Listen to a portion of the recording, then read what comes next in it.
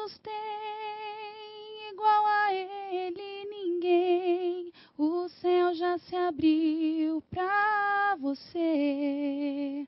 Não precisa temer, você tem chorado tão sozinho, procurando um ombro amigo, mas a força, a paz e a luz você só encontra em Jesus. Chame por Ele, nome tão lindo, pode restaurar o seu viver.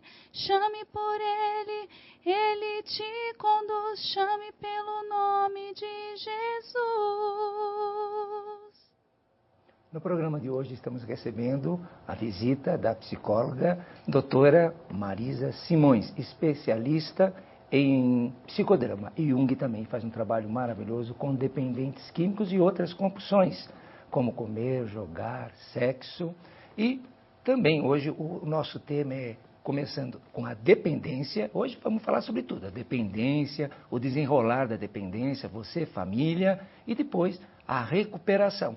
Portanto, você que está nos assistindo, se precisar tirar alguma dúvida, entre em contato conosco através do e-mail programaabc@netservicos.com.br. E também vocês já ouviram uma peninha da linda voz da Ludmila, que durante o programa canta umas músicas muito bonitas. Tá aí? É isso aí, Ludmila? Que você já é freguesa da casa. E a gente conhece que você canta muito. Obrigado pela presença. Tudo bem? Boa noite, Cláudio. Obrigado Tudo também bem? pela presença, viu, doutora? Eu que agradeço, né, pela possibilidade de estar aqui. Você até hoje não veio ao nosso programa, não? Não, é a primeira vez. É. Podemos então, hoje o tema aqui é meio extenso, dependência, família, processo de recuperação. Completo, né? Hoje, começo ao fim. Hoje o pessoal vai saber um pouquinho de tudo. Opa, isso é muito bom. Espero conseguir passar. Podemos já começar? Vamos lá. Então, assim, eu tenho certeza que as famílias têm aquela dúvida, quando tem o seu filho, não é? Principalmente o jovem, assim, quais, assim, as principais, assim, aquelas dicas que um filho passa a dar no início da sua adicção, no início do uso? Ele passa alguma coisa que a família poderia notar? Então, olha, a dependência química, ela é caracterizada por uma progressão. Então, numa primeira fase, o que acontece? Você usa o álcool, a droga, era uma fase de lua de mel, uma fase social, vai no fim de semana. O dependente ainda, você não sabe se ele vai desenvolver a dependência ou não. Mas, como ela é progressiva, assim, ele começa a usar no fim de semana, a festa, hoje em dia tem uma questão cultural do esquenta, né? Que depois eu vou me ater mais a isso. E começa a aparecer alguns sintomas. Numa segunda fase, o que acontece? Como é que você vai distinguir abuso de dependência? Porque no abuso, de alguma forma, na segunda-feira, a pessoa está lá, trabalhando e funcionando com uma funcionalidade nas áreas da sua vida. Quando você parte para a dependência, né? Para a doença da dependência química, algumas áreas da sua vida, no segundo momento, começam a não funcionar mais. Por exemplo, na escola, existe a síndrome que se chama síndrome amotivacional. Aquele aluno gostava de ir na escola, rendia, queria aprender, agora ele não tem mais motivação. Se você está com dependente, por exemplo, dentro da empresa, a partir desse momento, desta segunda fase, que não é mais o uso social, você vai caracterizando que segunda-feira ele não vai mais para o trabalho. Se você for passar para o recurso com assistência social dentro das empresas, existem muitas empresas com programas de dependência química. A área de empréstimo com assistência social, ele já está começando a ter problemas financeiros. E a partir da terceira fase, o que acontece? Então, olha lá, o menino não tem motivação, uma fase escolar, dentro do trabalho ele já começa a ter problemas. E numa terceira fase, Cláudio, quase todas as áreas da sua vida começam a ter problema. dentro da família, o seu beber, o seu uso incomoda as pessoas, dentro do seu trabalho, fora segunda-feira, você começa a ter letargia, dorme no trabalho, né? O pai de família, no caso. O filho, não é que ele agora está sem motivação, ele nem vai mais para a escola. O abandono, né? A reclusão escolar. Então, assim, ela é muito delicada, ela judia demais, né? Eu entendo a dependência química, né? Eu comparo ela com uma naja, assim, porque ela vai envolvendo, ela é muito sutil. Correto. Né? Ela é muito sutil. Quando você diz assim, por exemplo, na escola, que o jovem pode apresentar uma fase amotivacional.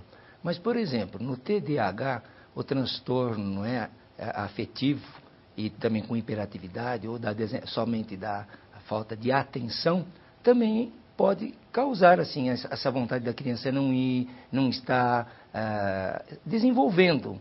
Então, não precisaria mais algumas dicas para a família perceber? Porque às vezes a mãe é até chamada na escola porque o filho não está acompanhando e é um quadro de transtorno também motivacional devido a um outro transtorno, não só o transtorno do abuso. É uma comorbidade, mas pode vir antes, aliás, até as comorbidades levam, às vezes, a um segundo momento. Então, fora essa questão motivacional, o que acontece? Mentira, manipulação, começa o roubo em casa. Isso é importante. Né? O roubo, enfim, que é nessa... Comportamentos mudando. Comportamentos, nessa terceira fusos. fase. Num primeiro momento, não, mas depois, né? Então, assim, some roupa, aparelho eletrodoméstico, muita mentira, não volta para casa...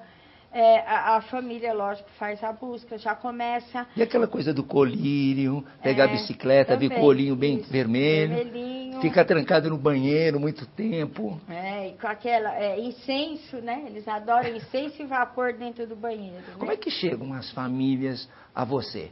Assim, com que tal nível de ansiedade ou de amargura? Em que quadro se apresenta uma família quando vem para você e fala, meu filho está usando, vem com aquela desconfiança, entre aspas. Então, olha, a dependência química é a doença da negação, né? Da minimização, do preconceito. Então, assim, a minha experiência mostra que os pais, eles demoram muito para perceber determinadas questões, por mecanismos de defesa mesmo, por essa questão da negação. Então, assim... No consultório, né, eu costumo, sempre na terceira fase. É quando eles já estão chegando quase no fundo de poço. Né, hoje em dia é muito difícil, né, eu, assim, receber alguém no primeiro, segundo estágio. Por quê? Porque isso é uma questão cultural, né, Cláudio? No fim de semana, o que você faz? Bebe. Né, o uso, né... A regularização da maconha, o uso, olha, mas todo adolescente tem que passar por isso, né?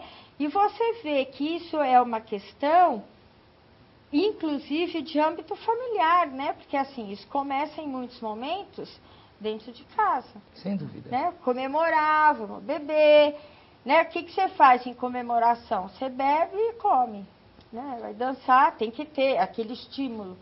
Então, assim, esse nível de negação, de falta de informação, ele impede que a pessoa faça um trabalho quase que preventivo. Né? É difícil, porque é um trabalho de formiguinha. Porque, assim, quando você não tem perdas, como é que eu vou argumentar? Olha, mas assim, você tem um histórico familiar de alcoolismo? Né? O seu filho... mas escuta, isso é coisa de homem.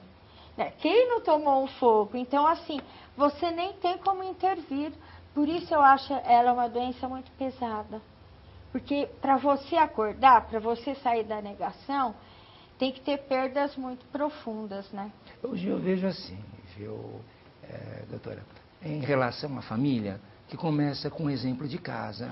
Tem famílias que muitas vezes você vem com... O pai vem embriagado, você percebe o aspecto. Então, quando você fala... em termos da herança genética, eu vejo muito do modelo, porque se a família não passar um modelo adequado de uma família saudável, que está preocupada com o filho, que está sabendo com quem ele anda, que tem disciplina, tem horário, Porque hoje eu acho assim um absurdo. Muitas vezes a família chega, a primeira coisa que eu pergunto, seu filho está estudando? Não. Cara, espera um pouquinho. Qual o jovem hoje que não tem por obrigação de estudar? Qual o jovem? Então me parece que esses pais estão colocando um óculos cor-de-rosa. Como é que você vê isso? Então, eu acho que tem uma questão assim, olha. Eu acredito, né, muito, apesar de não existir, eu acredito muito nesse trabalho preventivo. Como é que você pode fazer isso? Através dos seus antecedentes, do seu DNA. Então, ó, casei. Tinha um pai alcoólico. O que eu tenho que fazer, de alguma forma? Mas é a doença do preconceito, é a doença da negação. Existem grupos, né, de mútua ajuda, grupos de apoio para familiar de dependente químico. Então, assim, ali você tem muitas informações, como, por exemplo, o privilégio desse programa hoje em dia. Verdade. Há 20 anos atrás, isso não acontecia. Nem? Acredito, né? Que eu fiz 10, 12. Não, 10. Então, olha o privilégio. Né? Porque você vai ter informações, você vai constituir sua família. Você teve um pai alcoólico, você vai lá e se trata. Você vai lá porque é a doença da ignorância. Né? Uma vez eu tenho um cliente que ele veio porque a mulher é alcoólica. Quando eu disse para ele, mas você é um filho de alcoólico, ele quase me bateu. Ele falou, não, como é que você pode falar que meu pai era alcoólico? E a partir dessa consciência, você pode fazer um trabalho preventivo. Então, dentro do seio da família, o que eu percebo é que você tem um pai alcoólico, um irmão alcoólico, um tio, e de alguma forma a questão do esquenta. A maioria dos adolescentes, quando chegam, eu trato mais de adulto, eu não trato de adolescente, mas assim, jovem adulto.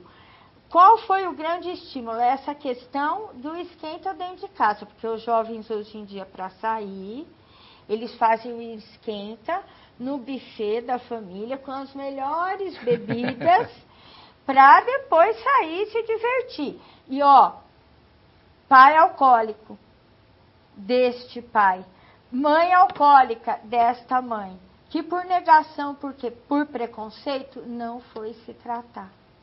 Realmente. Então, o que acontece? O alcoolismo é uma doença multigeracional, você perpetua o quadro. Verdade. Né? Então, essa questão familiar, eu acho fundamental. O que foi muito bom aí que você disse é algo que foge um pouco da nossa cultura. No caso, a esposa casa com uma pessoa que já tem os seus antecedentes, bebe, ainda é um abusador, bebe abusadamente. Mas como você colocou, a doença do álcool ela é progressiva, nunca vai beber menos. Então, uma vez que bebeu com alcoólico e está sabendo que o pai do rapaz, do seu marido, é um alcoólico, ou a própria esposa, seu pai é alcoólico, deveria procurar grupos de autoajuda, sim, como Alanão, né, Naranão, sim, Amor Exigente, lógico, programas que informam como deter o emocional, porque a doença é bem neurótica. Com certeza, mas é uma doença do preconceito, né? E não precisa chegar aos extremos, né? Porque lá na frente ele vai beber mais. Cláudio, eu tenho uma questão assim, quando eu digo essa questão cultural e do buffet, da status, né? Eu atendi pais que assim, que eles tinham prazer em assim, você põe as melhores bebidas ali em cima, porque o que é? Poder, prestígio, é verdade, dinheiro. O que vem a ser o duplo diagnóstico? Então, olha, eu entendo que assim, em alguns momentos a gente tem uma comorbidade. Eu vou citar um exemplo para você. Eu tratei de um menino uma vez que assim, ele era fármaco-dependente. Então, assim, ele entrou numa depressão. Ele teve um sintoma de abstinência, assim, que se caracteriza. Porque a abstinência do fármaco dependente, do remédio, ela é bem complicada, e muito dolorosa também. Então, ele entrou num quadro de síndrome do pânico, ele não queria mais ir para a escola, teve que usar fraldão e pedia remédio. Porque até um tempo, todos os problemas da vida dele, para acordar, para dormir, ele usava o remédio para conseguir. E assim, o profissional, ele precisa estar muito atento, né? São atividades muito complementares, né? Eu acho essa pergunta muito pertinente, porque assim, naquele momento ele não tinha síndrome do pânico, ele não tinha depressão. Se você é um profissional que entende de dependência química, você está... O fator não era endógeno, não era de neurotransmissores. Né? O fator é exógeno, porque foi retirado a droga. Então, naquele momento, você não tem que medicar. Porque é uma crise de abstinência. Existem casos, por exemplo, de depressão, que é endógena. A salivação é diferente, o cheiro é diferente, o humor é diferente, e ele também usava droga. Então, nesse caso, precisa uma avaliação minuciosa e você precisa duplo diagnóstico. Ele é um adicto e um depressivo. Correto. Eu sugiro, assim, né? Eu acho que assim, existe dentro dos grupos de mútua ajuda, a Alanon, Naranon, listas de profissionais e amigos de alcoólicos anônimos, que são profissionais que trabalham na área de saúde mental e têm uma especialidade em 12 passos. E independência química, frequentam amor exigente. Porque, assim, hoje em dia isso é muito perigoso. Né? Assim, você vê diagnósticos, por exemplo, a psiquiatria tradicional não consegue tratar da dependência química. Sozinha, não. Não dá. Precisa Por isso, dos atividades complementares. Mas quando você diz assim, no caso da comorbidade, às vezes não fica difícil de saber o que veio primeiro? Se veio primeiro a depressão, ou ele bebeu porque tinha o fundo de uma depressão e o beber foi gerado porque ele se sentiu melhor, ou, no caso, ele bebeu e veio a depressão, porque ele tinha predisposição. Fica um tanto difícil, muitas vezes, para o profissional. Para o profissional. Por isso que é assim, por isso que essa rede, né, de complementos, ela é muito importante. E, de alguma forma, Cláudia, você não pode saber o que veio antes, o que veio depois, porque é assim, a primeira questão não é saber se é depressivo ou não é depressivo, porque você não vai saber nada se ele não se mantiver em abstinência. Verdade, concordo. Então, a nossa preocupação é, fica limpo. Em primeiro lugar. Se mantém a abstinência. Porque tudo demais, olha, imagine uma locomotiva que parou a 1.500 km por hora. É verdade. Dá o primeiro tudo. vagão é abstinência. A partir do momento que você ficou em abstinência, você vai conseguir colocar